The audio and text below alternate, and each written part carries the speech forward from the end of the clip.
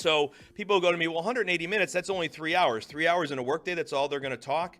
Yeah, but that's, again, if you think you're supposed to get your agent to talk 7 hours or 8 hours out of 8 hours, it's stinking thinking. It just doesn't happen that way.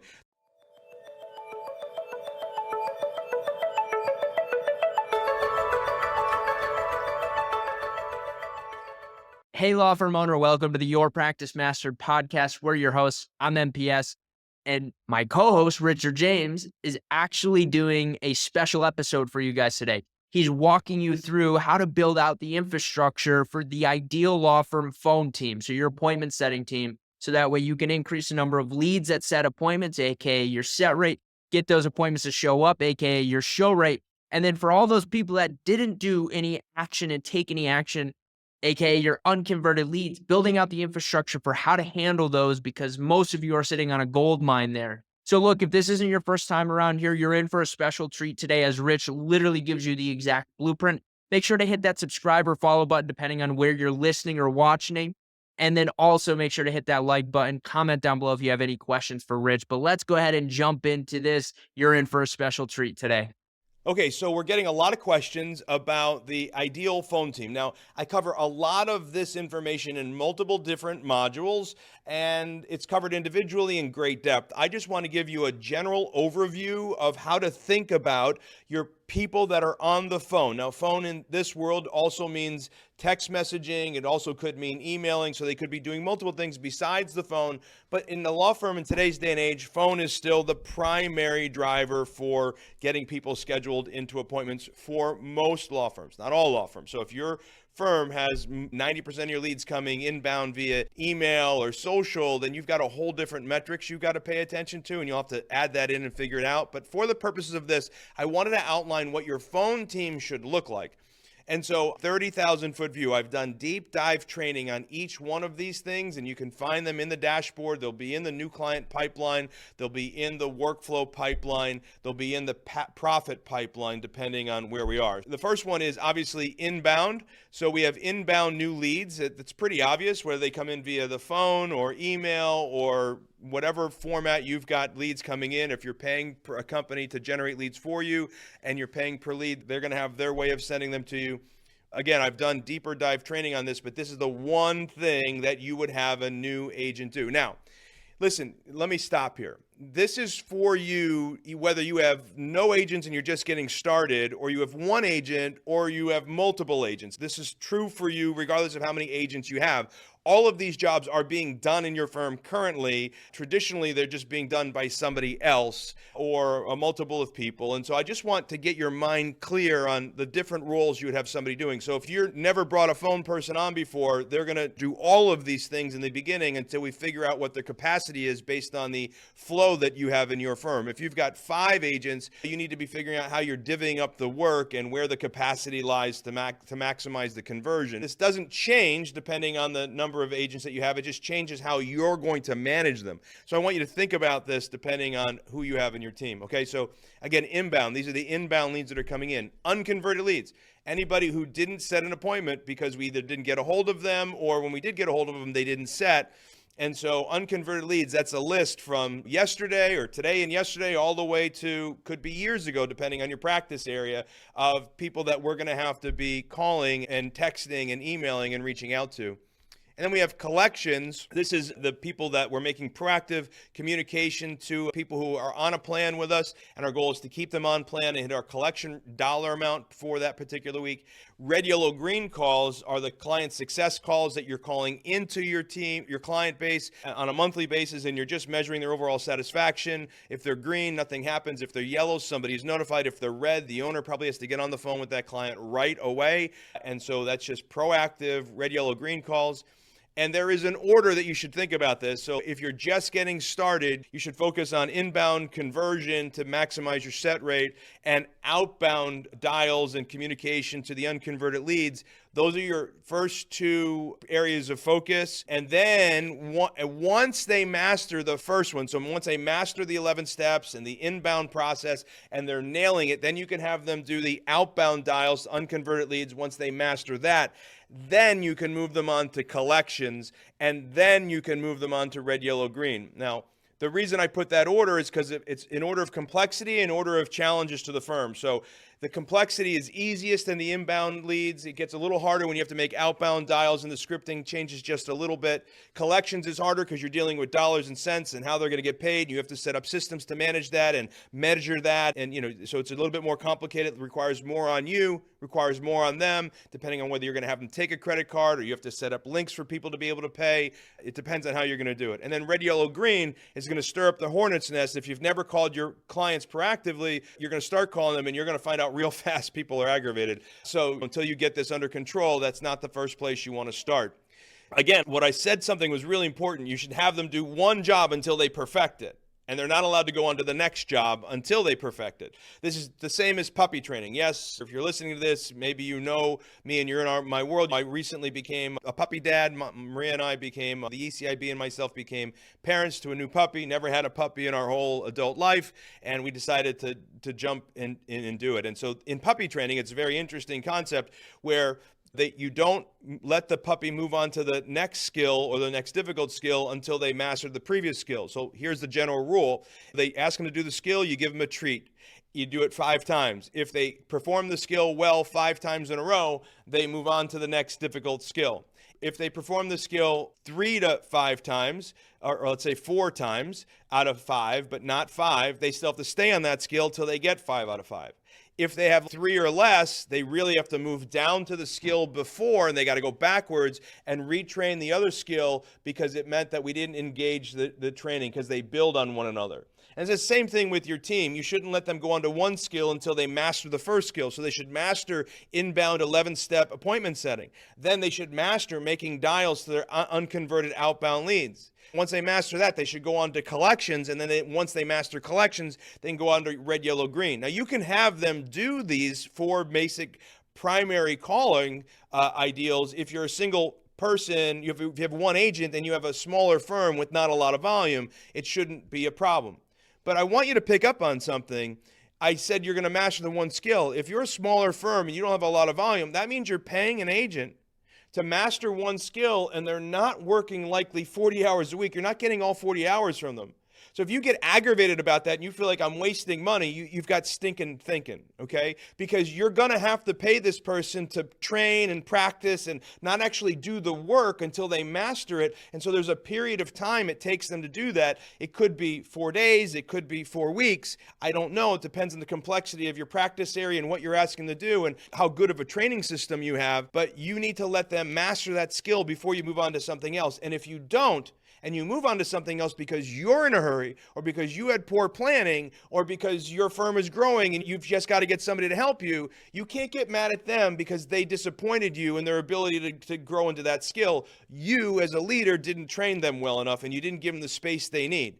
Trust me, it's a lot better to train them right the first time and make sure they master it before you move on to the second task, okay? And so that means whether you have one agent or you have 5 agents, you've got to think this way about it. Now, there's a couple other scenarios here. So when you've got inbound client calls, most firms don't have smart routers. Smart routers is what your voice over IP system will do, and it'll see that you have a client phone number dialing in, and it'll send it over to your client service team rather than your initial phone team. Now, again, if you have one agent, it's still coming to that one agent. But if you have multiple agents and you have a client service team, then when you have smart router, the multiple agents from lead conversion won't be bothered by those calls. Or you've bifurcated your calls and you've routed your calls one direction or another. The thing is, we all know existing clients still Google you and they call your lead gen number and they end up in your new lead world, which is why smart routing is actually the way to go. But if you don't have that, know that your new agent is going to have to deal with existing client calls, and you're going to have to figure out a plan on how to deal with that. I talk about that again in the workflow section and serving your customer or client. But just know that the basic rule of thumb is you're going to have to create space to meet with your new agent on a daily basis to help them understand how to deal with those client service calls. And you're going to want to make sure you're creating links for appointments. And that's the other really important thing. The more work you do in-house to make sure you prepare your agent in advance, the better off you're going to be. So like if you should be using a scheduling app, no questions. Don't give them access to your calendar and let them figure it out. Again, stinking thinking. That's expecting someone to be really good at tech when you want them to be really good at the phones. Don't have them do too much thinking. Make it simple for them. Grab Calendly or some other scheduling software, Appointment Core, Schedule Once, it doesn't matter. Connect them to your calendar and create multiple different links. One for new prospective client appointment calls. One for collection calls if somebody needs a collection call. One for client calls so that you can block out time so you can talk with clients. And make sure you have an appointment on your calendar so that your agent can actually schedule an appointment for you and them to be able to sit down and talk on a daily basis. And so you should have scheduling links for them to be able to manage. Think through this logically. The easier you can do this, make this for them, the better off they're going to be. Now, the next thing you want to make sure you're going to have to consider is warm hug calls. These are also called reminder calls. So when you set appointments, somebody's got to make an outbound call to the appointment for the new prospect on your calendar to remind them about the call. And we call them warm hug calls because they really should have access to the notes about what their hell and their heaven was. And they should be able to say, oh, hey, we know that you just got a notice of foreclosure and we want you to be rest assured Attorney Smith is going to help you with that. Or, hey, we saw you got a DUI. Or, hey, we saw your husband took your kids on vacation and we're going to help you try to get your kids' rights back, or whatever the story is. Doesn't really matter. Practice area, fill in the blank. Warm hug call means we're having a warm hug conversation with them and reminding them about why we're the right firm. Look, your competition doesn't listen to your client or their prospect, and they don't do this. So you want to beat your competition, you got to make sure you do this, which means you got to make sure your agent does this, which is why you got to make sure you train. Now, those calls happen, and they can happen either by the single agent that you have, or they can happen by another team member, but depending on who's making them, they've got to be considered in your ideal phone team, okay? So these are the 6 basic functions of an ideal phone team. I'm sure there are more you can think of, but these are the 6 primary functions. Now, if you've got one single agent, you got to time block out their time of how they're going to manage this, and you got to give them some direction. And again, you shouldn't have them doing any one thing until they've mastered the one thing you have them doing already. Now, little guidance on, is my rep working to their capacity? So once they've mastered all the tasks, and once we've identified how much capacity they have, meaning we know that this is taking up all their time. Let's assume you got one agent, you're a small firm, you're going to have them do all 6 of these things. Great. You've balanced out their time. What should it look like? So let's talk about how you're going to measure your agent from a capacity perspective. So remember, you've got phone calls, you've got emails and texts, right? And maybe you have some social media connections. So you've got to figure out how much and percentage-wise you're going to have them do and what your call cadences are. Again, I train about that in another series, but basically measuring when your agent is at capacity. If I was just dealing with an agent who did nothing but phone calls and didn't get into texting, didn't get into emails or anything else, I will tell you should have about 180 minutes of talk time a day. If you're exceeding 180 minutes talk time a day, great. You've probably got a really efficient system or you're using a dialer of some sort. If you've got less than 180 minutes of talk time a day, it means your agent isn't actually, either they don't have enough work, which is possible, or they're not physically making the dials like we need them to do. They need to be actually working. And so people go to me, 180 minutes, that's only 3 hours. 3 hours in a workday, that's all they're going to talk. Again, if you think you're supposed to get your agent to talk 7 hours or 8 hours out of 8 hours, that's stinking thinking. It just doesn't happen that way. The time in between dials, the way that it works, the interruptions, just life, being a human. The only way you maximize get the talk time closer to the 8 hours is by using a dialer, and even then, you'll be lucky if you get 60% or 70%, even if you had a full-on dialer system with thousands and thousands of leads for them to dial on a regular basis. That would be maximizing it, and most law firms aren't going to do that. So if you've got a very large law firm, by all means, consider using a dialer. If you've got a smaller firm, just realize when you're managing your agent, 180 minutes of talk time is about the right number. Now, if you ask them to do texts and you ask them to do emails, that 180 minutes of talk time is probably going to go down because, again, they've got to be interrupted. They've got to switch to a different system. They've got to think a little bit about what they're going to say or grab the template they're going to use. It just can get complicated, right? Now, you can automate some of this with different systems, and the more automation you can build in, the better your talk time will be. But when you're determining, hey, is my agent at capacity? capacity if every day that you've asked them to do inbound calls, you've asked them to make outbound calls, unconverted leads, and they're doing collection calls and doing red, yellow, green calls and doing reminder calls, and they're dealing with new clients inbound, and you've got a smaller firm and they're doing all that, and they're maximizing at 180, 190 call minutes, talk minutes a day, and they're not getting through all their work, that's a signal to you. You need another agent, and your firm isn't maximizing its capacity and your ability to grow because your agent is burned at the edges and they can't get any more done, and you have to add another agent. Now, if they've got all this on their plate and they've only got 100 minutes of talk time, that means either your firm is still small and you haven't clearly outlined the work they have to do, or they're not doing the work, which is why you've got to make sure we understand, okay, you got to put the math to it. How many client calls you have to make, how many collection calls you have to make, how many outbound dials you should be making for unconverted leads, and how many inbound calls did we get in the course of a day, how many reminder calls are there, and how many client calls inbound did you receive in the course of a day. And you got to break that down and look at it, which means, yeah, somebody's got to be paying attention to this, which is, oh my gosh, yeah, this means there's work. And if you're being the lawyer and you're trying to run the business and you're trying to work with the clients and do all the law, at some point, this is why you have to charge the right amount so you can create some profit, so you can create somebody to help you manage this.